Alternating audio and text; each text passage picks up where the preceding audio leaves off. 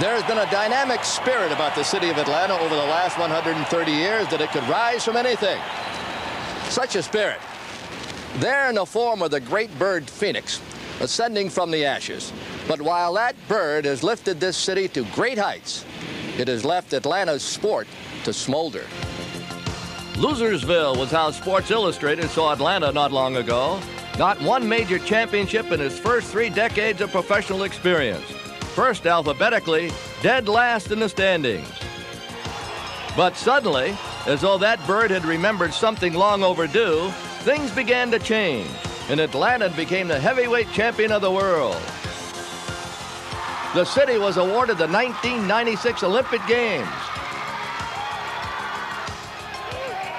Georgia Tech, there a few blocks from Mid-City, claimed to share the National College Football Championship. And as though taking its cue from the rest, the forlorn Atlanta Braves began showing signs of change. We've spent all the time that we ought to spend in last place, and I think we now have to start thinking like winners, acting like winners, and playing like winners so that we can bring the fans of the Atlanta area and the southeast region of the United States the team they want. New general manager John Schuerholz, who was such a huge part of the Kansas City Royals' fortunes for 23 years. I've been brought in here to try to build a winning team. In fact, my mandate was to build the Royals of the South, and that's what I'm trying to do, and every move we make is geared and aimed at that objective. And so we're going to keep working as hard as we can to create a championship organization here. And he went to work quickly, renovating this last-place roster, landing frontline free agents like Terry Pendleton and Sid Bream and the dependable little Rafael Belliard, and reinforcing them with new-look free agents Mike Heath and Juan Berenguer in January. Pendleton, who had anchored 2 pennant-winning teams in St. Louis in the 80s and happy to be a part of his new team, liked what he was seeing. I'm not surprised. At the end of spring training, I felt like we could do what we're doing right now.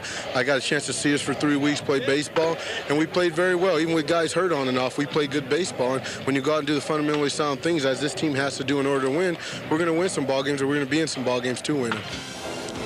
Manager Bobby Cox knew that he had power in Bream and the returning muscle of Ronnie Gant and David Justice. He knew his pitching would be young, but responsive. What he needed most was speed, new strings he could pull from the dugout. And so the Braves signed the NFL defensive back Deion Sanders and then traded for the fleet-footed Otis Nixon. Everything seemed in place. There was a renewed spirit from top to bottom, from the front office to the field, where a new groundskeeper was charged with turning what had been a treacherous field into a first-class surface. From the field to the brand-new food court, everything seemed streamlined toward success. 1 ball, 2 strikes to the Dodger right fielder, Darryl Strawberry. Curve ripped toward right. That's fair. Here comes Butler around third. Justice up. Strawberry digs for second. Another run is in. A wild throw over the head of Heath. Smoltz backs up. And the Dodgers have scored another one. A solid single to right by Darryl Strawberry, who takes second on the throw. But opening night, postponed by a rainstorm the night before, seemed like the same old Braves. In fact, when they left Atlanta for their first road trip of the season, they were 0-2 against the Dodgers and wondering whether that bird had forgotten them again. But there had been signs, small ones for sure, but signs, if you can call a tomahawk a sign. What would later become a foam rubber symbol of this team first waved at the enemy those first 2 nights. And they would begin to wave in triumph shortly.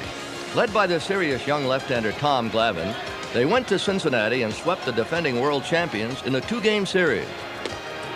Glavine beginning what would be one of the game's most remarkable seasons, the cornerstone of one of the youngest and best rotations in baseball.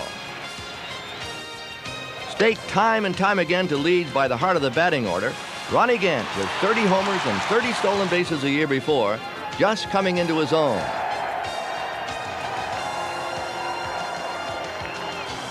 David Justice, the 1990 Rookie of the Year, with 20 homers the last 2 months of the season. The 3-2 high and deep to right field. Tony Gwynn looks up. This ball is gone. The Braves have tied it up. A 3-run homer by David Justice. It's 10-10.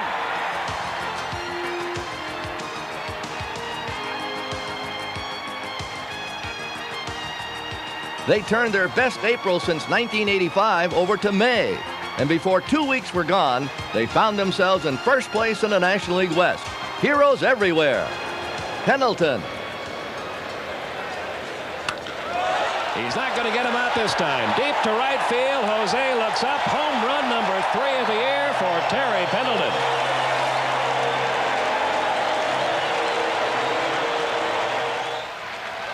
Green back home in Pittsburgh against his old team. Fly ball deep center field.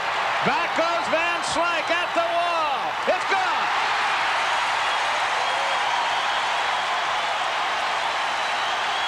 Nightly, they seemed to draw straws as to who would be the hero.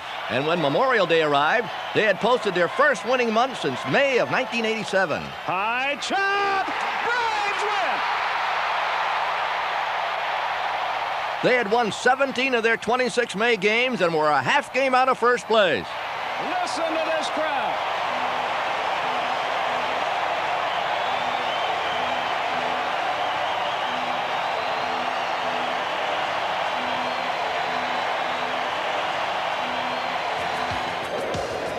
But all was not roses. For all that was good, there was John Smoltz. Their winningest pitcher of last year was really struggling. Just 2-11 in the first half, but they stayed with him, believing somehow it would turn around. Such heady stuff, success, a night in June typified it. The night they honored their longtime hero, Dale Murphy, in town for the first time as a Philadelphia Philly. Tears and swelled hearts. And the new hero, Jeff Blauser. For in Murphy's shadow, the steady shortstop had a career-high 6 RBIs in the Braves win.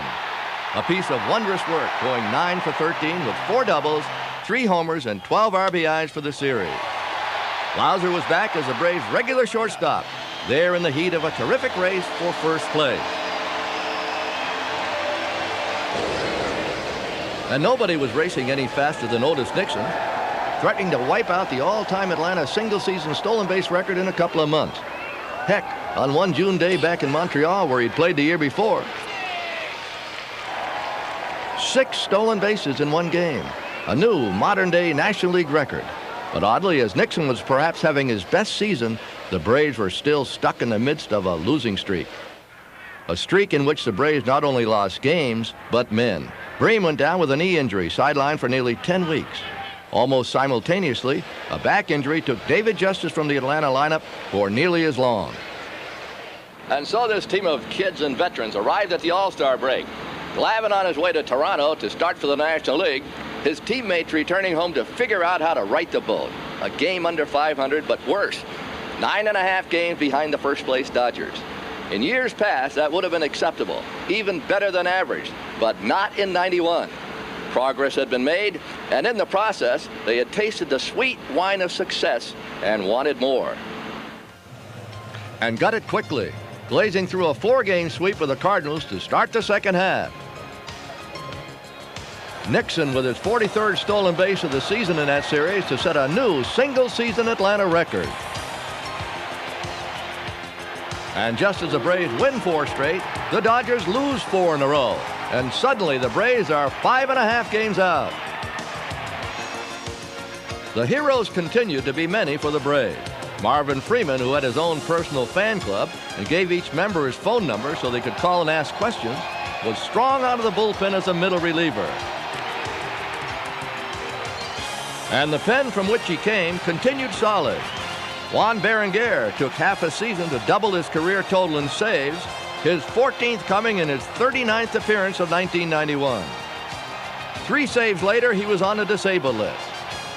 Sadly for them, injuries would keep both on the sidelines down the stretch, but their contributions in the dog days can't be overlooked.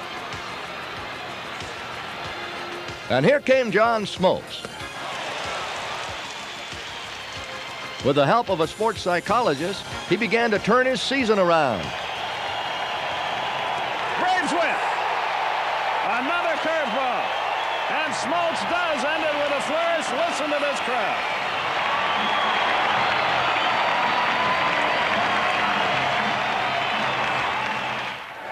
And Otis Nixon continued his own record-breaking season on July 30th in the 7th inning. One man out, a runner first. There he goes.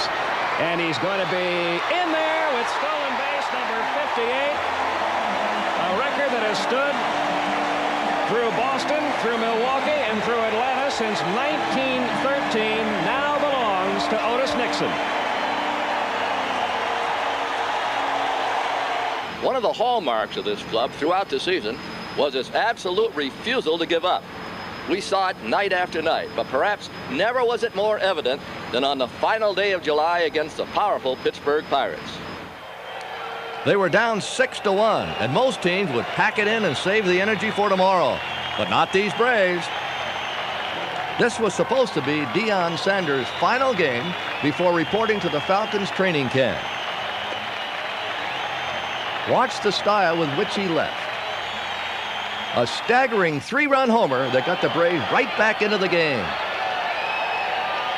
1-2, drill deep toward right field. Bonilla back toward that wall. That ball is out of here. Deion has done it tonight.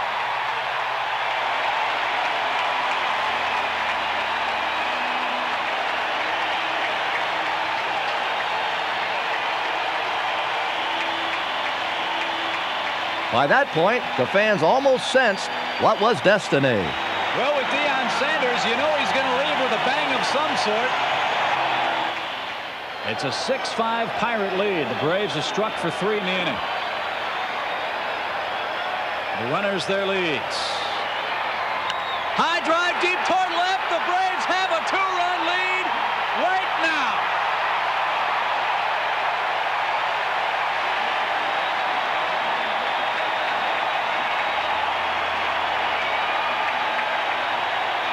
This place is up for grabs. Jeff Blauser put Atlanta out in front 8-6.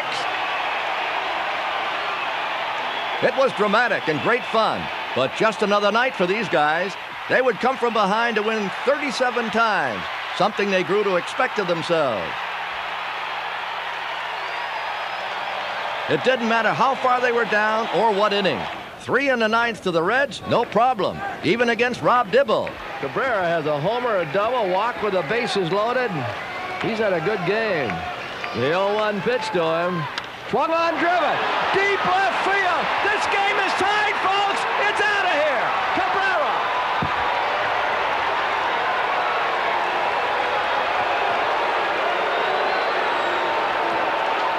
The miracle occurred. 2 outs, nobody on. Double walk and long ball.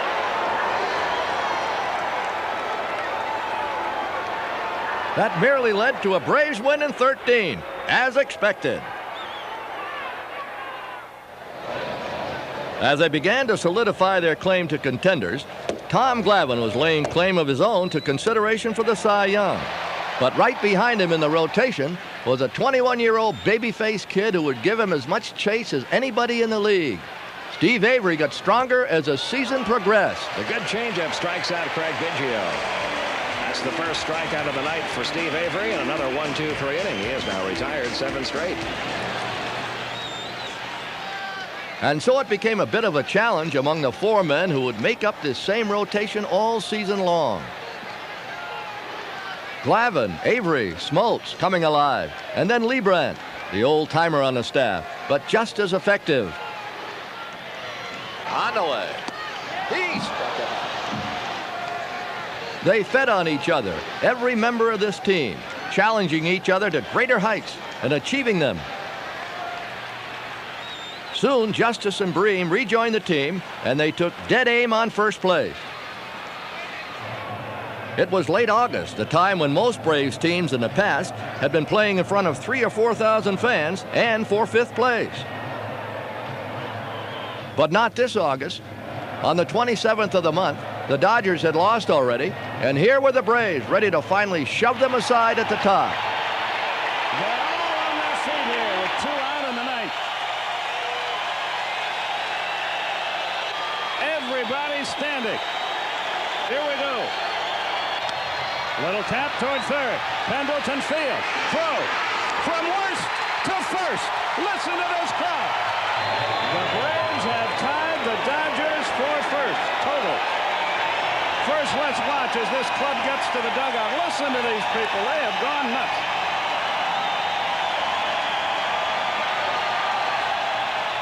The very next night, Glavine won his 17th, and the Braves are in first place by themselves, the latest into a season since August of 1983. Caught by Lemke! Oh, what a play by Mark Lemke! Run up the batter! They're on their feet. There's a fly ball right. This game is going to be over right now, and the Braves win it. And you look at the scoreboard in center field. It shows the National League West. The Braves a half game in front of the Dodgers. Atlanta now 14 games over 500 with a record of 70 and 56. The Dodgers a half game back. They play the East leading Pirates tonight in Los Angeles. There is joy in Mudville. The drums are louder. August would give way to September, and the race was on. Back and forth they fought like valiant boxers. The word destiny had been whispered about the Braves for a few months, but never shouted as it was one warm late night in September. A trio of Braves pitchers, Kent Mercker, Mark Wohlers, and Alejandro Pena, combined for the first three-man no-hitter in National League history, beating the Padres 1-0. We're in the top half of the ninth, folks. It's 1-0 Atlanta. The Braves 1 run, 7 hits, no errors. San Diego no runs, no hits, 1 error. Pena with a 1-2. Bouncing ball second. Lemke's got it. 1 down. Hernandez. Fly ball left. Should be out number 2. Nixon. 2 out. The sign by Olson. Here's an 0-2 pitch. Bouncing ball third. Pendleton. It goes off his glove. And I don't know how they're going to score. It's going to be an error on Pendleton. The no-hitter still intact. An error. I don't know if he lost it in the lights. He came across and had a problem with it. It'll be charged an error to Terry Pendleton. Let's look at it again. High bouncer. He came across. He might have looked at Belliard out of the corner of his eye to avoid a collision.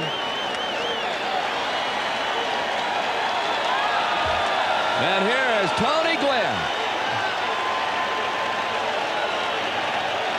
As I said, most fans, most players looking for the win.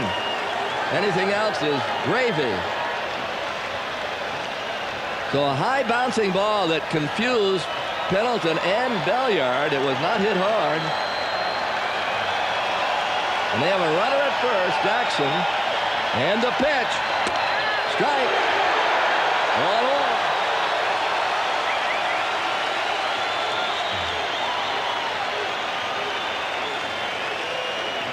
1-1. You could cut the tension with a butter knife. No balls, 1 strike. Everybody standing. Gwynn, National League's leading hitter. And the pitch. Swung on, fly ball deep left field. Nixon back. He's got it. The no-hitter, and the Braves win.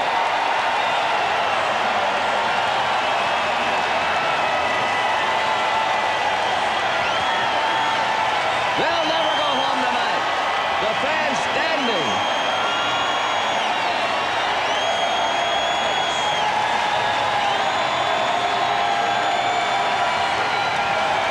Mercker, Wohlers, and Pena in a no-hitter. The last no-hitter by the Braves was Phil Niekro against San Diego right here in 1973, I believe it was. And more importantly, the Braves have assured themselves that they're still in first by a half game. You talk about America's team. There they go, folks. What a night. The Braves' first no-hitter since Phil Niekro 18 years before. But then, what a season. And there was still a month to go. A month of tremendous highs and very dispiriting lows, on and off the field. They were given so many opportunities to legitimately fold their tent and steal into autumn. No fans would have argued. They had already gone so much farther than anyone ever expected. And now they lose Otis Nixon. The ultimate leadoff man who was leading the league in steals failed the drug test and was suspended for 60 days, the rest of the 1991 season and into 1992.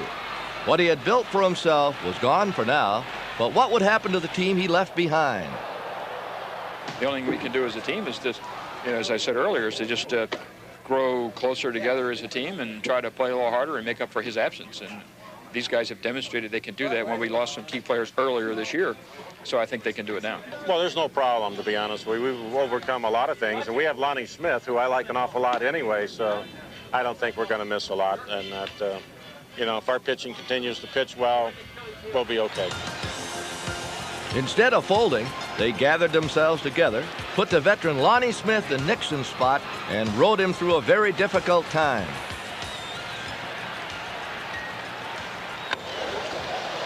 Deep to right field. Back to the wall goes Howard. We're tied. There goes the no-hitter. There goes the shutout. There goes the one-run lead.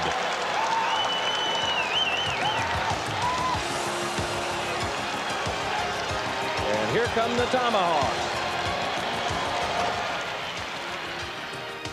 It had been a two-team race for most of the second half, and it looked as if those two would take it to the wire.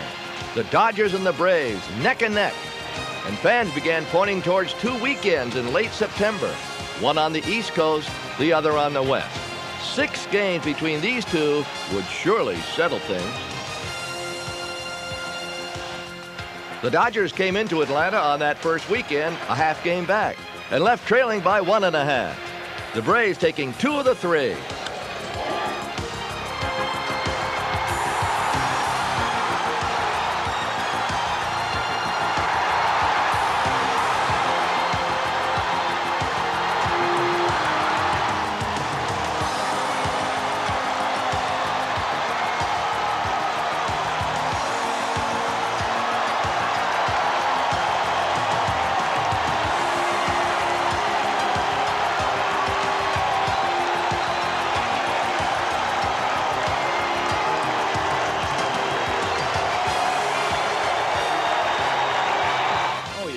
Great.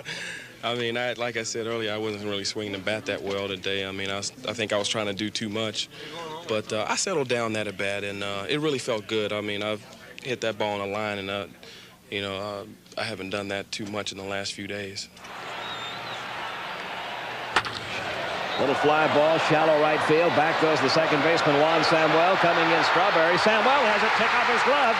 In to score, Lemke. Pendleton lines up at second. 1-0 Atlanta. Strawberry didn't give much help on that one either. Here's the 3-1 delivery. Fly ball, deep right center field. Back goes Butler. This ball is gone.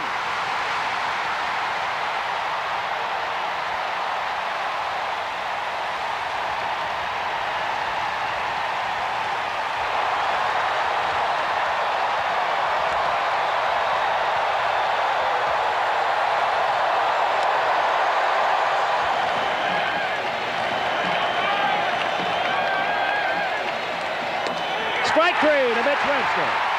Braves are a game and a half up in the National League West.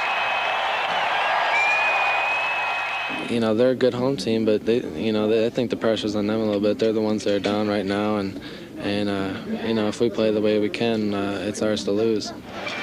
But could they carry that euphoria over to the next weekend in Los Angeles?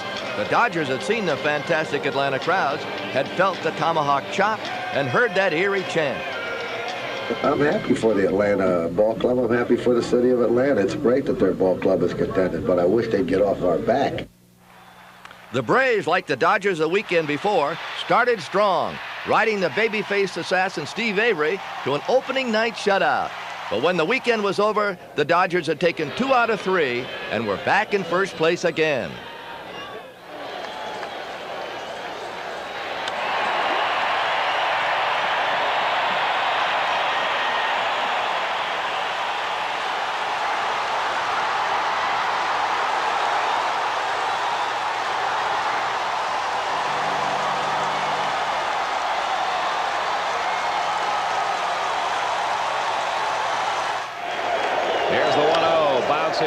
short. Alfredo Griffin fields, throws, and the Dodgers are up by a game and a half as they take 2 out of 3 from Atlanta. The Braves will be coming back home a game and a half out of first place. And again, Atlanta fans probably would have understood if their new heroes had not been able to climb back up. While the Braves were on the road for 6 of their final 9 games, the Dodgers were going to be home most of their stretch run. The odds weren't good, but these Braves weren't paying any attention to the odds. Well, home field advantage really goes down the drains when you're going for a pennant race. We go out every night playing the best we can, and I think that's the best thing about this team. We're really on an even keel. If we win, great. If we lose, we'll come back the next night. As far as being on the road, not on the road, actually, we've played almost better on the road this year, so at least mentally that'll help us. Night after night, the Braves would set the stage, throwing the gauntlet down on one coast. The Dodgers accepting the challenge on the other. And on so many of those nights, that gauntlet was made of the most incredible material. No better example could possibly be made than one extraordinary night in Cincinnati. 15-game winner Charlie Leibrandt gave up 6 runs in the first inning. But coming back against the Reds was something they had proven they could do. Greg off second. Line, right field, base hit. So the pinch hitters have come through. Deep to right field. 6-3. All of a sudden, we're getting ourselves a ball game. High drive center field. Back goes Duncan. Back goes Duncan. Still going at the wall. It's off the wall. Runners all over the place. They're 2 men at third base. Nobody at first. Now a runner tries to score. He is safe at the plate. The other man reaches third. And then with the score 6-5 now in the 9th, and Deion Sanders, yes, Deion Sanders aboard, up stepped David Justice. In all of baseball stood and watched in amazement. So if he can get a fastball out there, it's open in that side. There's a fly ball deep right field. Back goes O'Neill. He's at the wall. Braves lead. Braves lead. Braves lead. They had come from 6 runs down to win again. Their 37th come from behind victory. There was no quit in this team. I gotta borrow it from you, Dad. Holy cow. You know, they're older beyond their years. They really are. They haven't let this pennant race affect them one bit. They've gone out every single night and done a heck of a job. I don't know what it is, but they just seem to have a confidence about them that this type of situation doesn't intimidate them. Deion Sanders' return to the club was just one more chapter in this fairy tale. The Braves realized how much they missed Otis Nixon's speed, so they talked Sanders into trying both football and baseball for a week or 2. He is safe. The throw gets away. One day after being named the NFC's Defensive Player of the Week for his part in a win over the Raiders, Sanders was back in a baseball uniform. His presence, not to mention his speed, seemed to give the Braves a huge burst of energy when it was needed most. One of the kids running. You coming next to me, D? You come next to me? Next to me, baby. We got a new third base coach, too.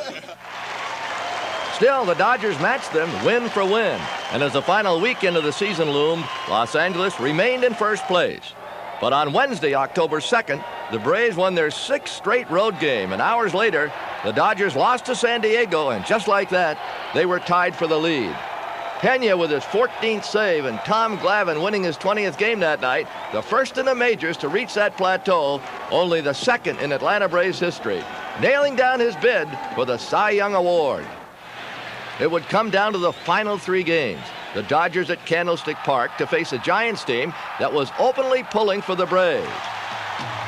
Atlanta home before 3 raucous, tomahawking sellout crowds against the last-place Astros. It's just one of those things right now where, you know, you don't want to take any team too lightly because, I mean, that's the team that's going to come out and kick your rear end. So you go out and you just try to stay on top of things and go out and try to play as hard as you can. For dugout drama, this would have been canceled on Broadway quickly. For excitement and pure hysteria, it will be a weekend that will stay in Atlanta hearts forever. On Friday, the masterful Steve Avery no-hit the Astros through 6 2/3 innings, and the Braves won easily. Listen to the hand for Avery when he leaves.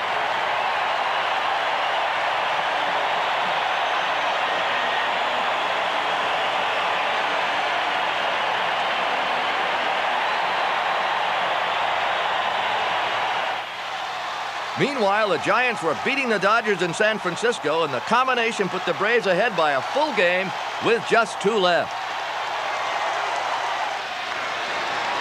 McGee goes, and it's sliced to left field. Going back on the ball is Daniels. It is gone.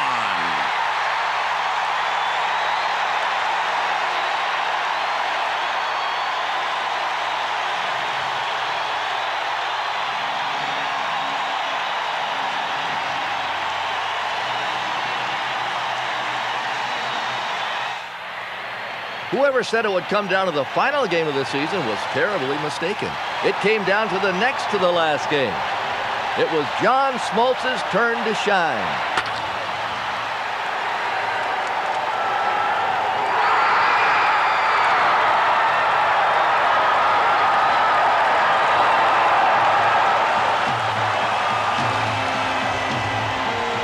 The team gathered in the infield, their fans almost wondering what to do now. This was a team that had finished last or next to last the previous 6 seasons. A team which had drawn less than $1 million in each of the last 3 years. A team from Losersville.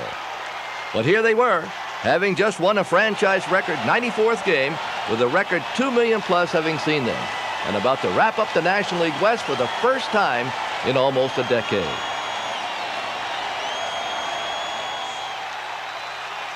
And so, together as one, their fans around them, they turned their attention to the big screen as the Giants were putting the finishing touches to the Dodgers' hopes.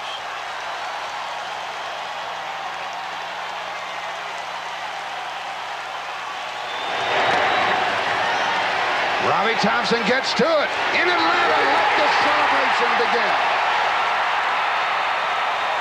A remarkable finish to the National League West title.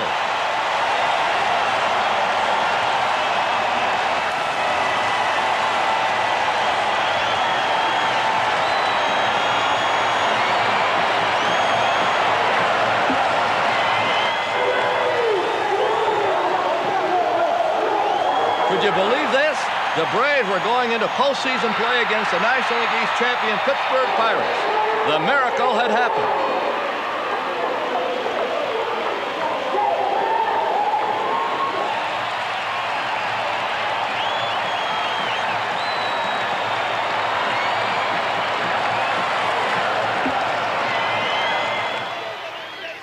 The Pirates wore their own crown proudly, having won more games than any team in baseball in '91.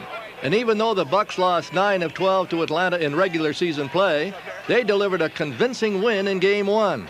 This team has stayed on such an even keel all year long. We're going to forget about this game tomorrow, come in here, joke around, have our usual fun in the clubhouse, and then get down to business and go out and win a game tomorrow. But in the second game at Three Rivers, the Braves turned their fate over to the 21-year-old Steve Avery. And with ice water pumping through his young veins, he blazed his way through the powerful Pirates lineup, getting all the offense he would need. Mark Lemke with the bounce of the third that takes a strange hop past Steve Buechele. David Justice roaring home with the game's only run. And Atlanta's going to take the lead. Alejandro Pena came on for Avery in the ninth, the tying run on second. Weil pitched a runner to third before retiring the final 2 men for the save. And the Braves had their first franchise playoff victory, 1-0, tying the series at 1. The series moved south, and Game 3 in Atlanta more resembled a Georgia Mardi Gras. Braves fans, tomahawks in hand, chopping arms limbered up, were ready to party. I just got back from Pittsburgh, and I told everybody when I get down to Atlanta, we are going to get our revenge, and the World Series start next week, baby. Whoa! And they didn't have to wait long. After John Smoltz gave up a first-pitch home run to Orlando Merced, his teammates answered with 4 runs in the bottom of that first inning. Greg Olson's 2-run homer put the exclamation point on that, and the Braves were on their way to a rout. A flu-riddled Smoltz and his Braves chopped their way to a 2-1 lead in the series. Could the rest be this easy? Well, I'm not sure. I don't know how to explain it, but like I said, we just swung the bats well today, and you know, it didn't matter if there was 2 outs or 1 out, no outs. We were ready to play. We were ready to swing the bats, and you know, by doing that, I think that you know, we're going to do that through the rest of the series. It wouldn't be easy. After a 2-run first inning in Game 4, the Braves wouldn't score again and lost 3-2 in 10. No, I knew the Pirates wouldn't roll over. Maybe some guys were talking about sweeping them here in Atlanta after last night's win, but they're too good a ball club. So the faithful gathered for Game 5 with the series tied 2-2, but the Braves' bats were again quiet, and they stumbled to a 1-0 loss. Well, it appeared awkward. I know to the human eye and how awkward it was. You could definitely say, oh, well, maybe he missed it, you know, but I know I touched it, you know, and I know the replay showed I touched it. Bottom line is winning, however you have to do it. You know, I mean, I guess it wasn't typical Pirate baseball, but bottom line is they got 2 out of 3, and that's what they really needed to do. So, you know, the advantage goes back to them, and, you know, we'll just see how we respond to it. Temperatures in the 40s greeted the Braves and Pirates for Game 6 back at Three Rivers. But there was no way the Pirates could cool off Steve Avery again. The kid struck out the side in the first and never looked back, mesmerizing Pittsburgh batters.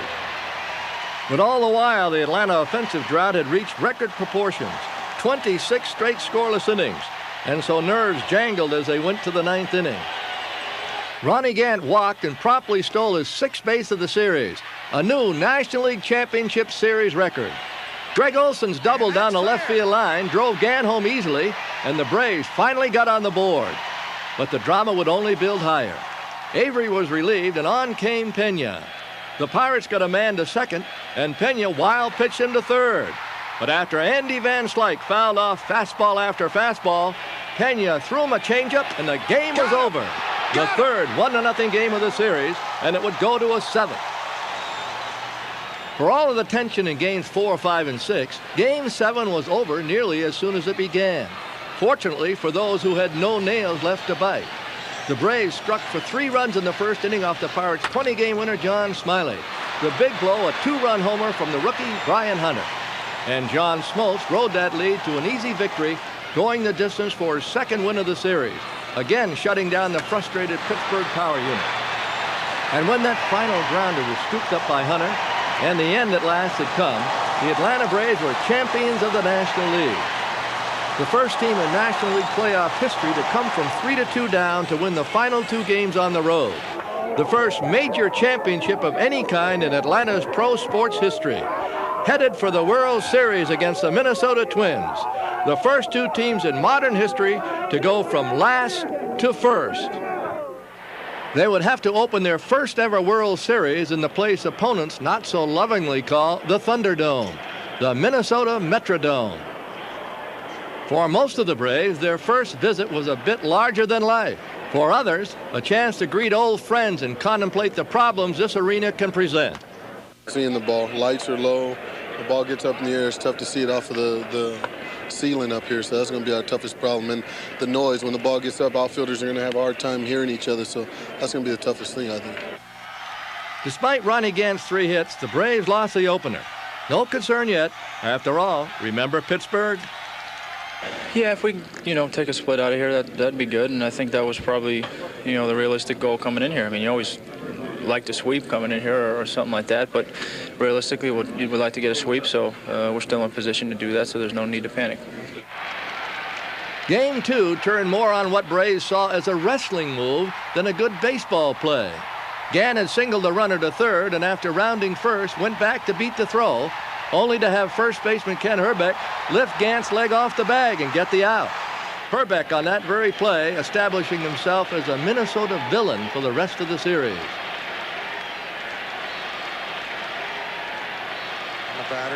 And when Scott Leas homered to win Game 2, the Braves suddenly found themselves down 2 games to none. It's gone! Dejected for the first time in postseason play, but eager to get back home for the next 3 games with playoff MVP Steve Avery ready to go.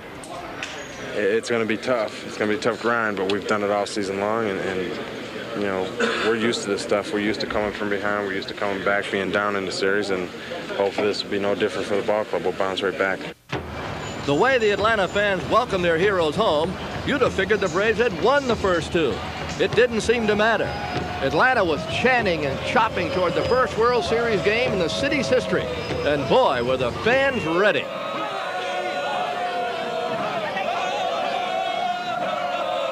And when David Justice homered in Game 3 to give the Braves their first lead in the series, the crowd had something to cheer about. And the Twins had something to sweat about. The Twins threw 20-game winner Scott Erickson in Game 3, but it didn't faze Lonnie Smith, whose home run gave the Braves a 2-run lead. Another run for Atlanta. Alejandro Pena, so solid since coming to the Braves from the Mets late in the season, came on and gave up the home run to Chili Davis that tied this one. Into left field, Mitchell back. How far is this going? We are tied. But Mike Stanton replaced Pena, put out that fire, and then came the Atlanta heroics. Suddenly, the little second baseman Mark Lemke took center stage. Hitting room up the middle for Lemke. Lemke hits it into left field. Here comes And the Braves had won their first World Series game since 1958. Justice, indeed. It's telling Dave to run. Geez, he had a fridge on his back out there, I think. No, it just seemed like everything moved in slow motion. Like I said, I was just trying to go up there and make contact and put the ball in play somewhere and force them to make a play. And maybe they wouldn't come up with one, or maybe I could just get one to get through or something. And fortunately for me, one dropped in for me, and I was just happy with it. Game 4, and it's Lemke again to rescue the Braves. His triple in the ninth puts the managerial mind of Bobby Cox to work. Time for a pinch hitter. How about the veteran journeyman Jerry Willard? That's going to be a winner for Atlanta. The runner tags at third. Here's the throw from Matt. Here's Lemke. He is out. Braves even the series at 2-2. Are you thinking base hit, or are you thinking simply put the ball in the air? I'm hitting the ball hard. Hitting the ball hard. That's, you know, if you hit the ball hard, you can't guide a ball. You got to just hit it hard and hope it gets to where you want it to be. As I said earlier, and as I've been saying all year, we've been battling all year long and coming back from different things, and different guys have done it on different days, and this is another example of that tonight. Exactly. We've turned the boat around. We've turned the momentum around. Now it's on their foot. You know, we got a job to do tomorrow. After we do it, we feel good about it and go in there and try to win one game. Suddenly, the tomahawk was 40 feet tall and coming down on the Twins' heads. The World Series was tied, and there wasn't a ticket to be found anywhere at any price. They merely wanted in to see a piece of history, one of the biggest blowouts in World Series history. This team, which had scraped and scrounged for runs these past 2 weeks, was exploding. And it is gone. Justice with a home run. And here comes Lemke with another triple. And Lonnie Smith with a home run in his third consecutive game. And the Braves blow out the Twins 14-5 to take a 3-2 lead. All they needed was to win one of the last 2 games back in the Thunderdome to be the world champions. But this man, Kirby Puckett, would ruin their dreams in Game 6 with a home run in the 11th inning. And so it would go to a dramatic 7th and deciding game. I'm tired a little bit. There's no getting around that. I mean, that's probably why my curveballs have been working. But, you know, I just wanted to get us to the bullpen, and, you know, we had a chance to win the game. We just didn't get the big hit to do it, and, you know, there's always tomorrow. Well, I prepared everything like it wasn't going to be over, so that kind of helped. I threw on the side yesterday. I did my work today, and just, you know, I was for it. Yeah, and if I hadn't, it would have been tough. But, you know, I'm looking forward to the challenge, and this team has given me opportunities to shine in the second half, and I don't plan on letting them down. Everything had to be just right. The perfect bat,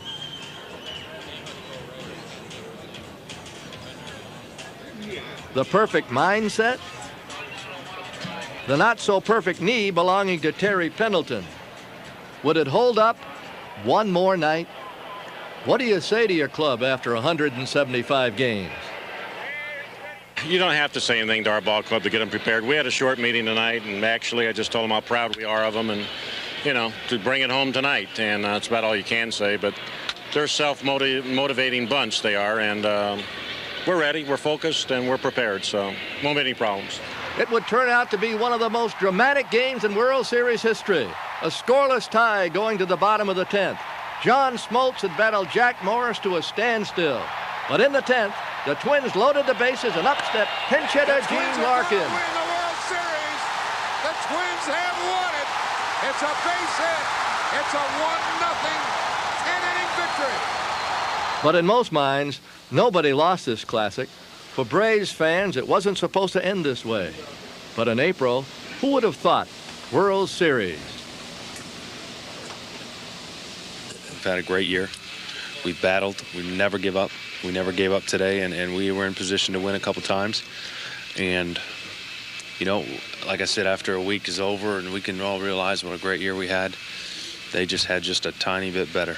It's going to be an honor to wear a National League championship ring, but to know that we came so daggone close to a World Series ring, it's tough. It's really going to be tough. It's disappointing to end this way, but I think it won't take long for you to realize that you had a great season. You played to your fullest. Like I was saying before, I think each and every guy in this ball club is going to be able to walk home this offseason, look themselves in the mirror, and they're going to say, hey, I gave it everything I had, and you got to be happy with that. While Twin fans were celebrating in the streets, Atlanta fans waited until 4:30 in the morning to welcome their returning heroes. 7,000 jammed the airport to say the first of many heartfelt thank yous. For no matter how many World Series this team wins in the years to come, there will never, ever be a season quite like this again for Atlanta.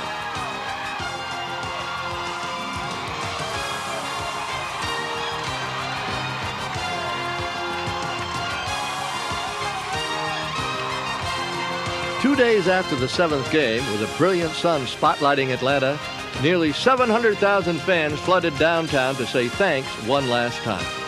Thanks. Way to go. Farewell. And let me see. How many days till opening night?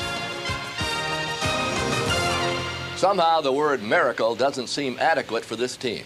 I'm happy for the fans. They are so deserving. The economic impact has been huge. Millions of dollars pumped into the economy, showing the importance of a Major League Baseball team. But more than that, somewhere down the road, an athletic team will find it difficult to win. They'll lose key players to injuries. But their coach or manager will gather them round and say, look, we can start winning. Remember the Braves? I'll never forget these guys. And I know that you won't either. And this is just the beginning.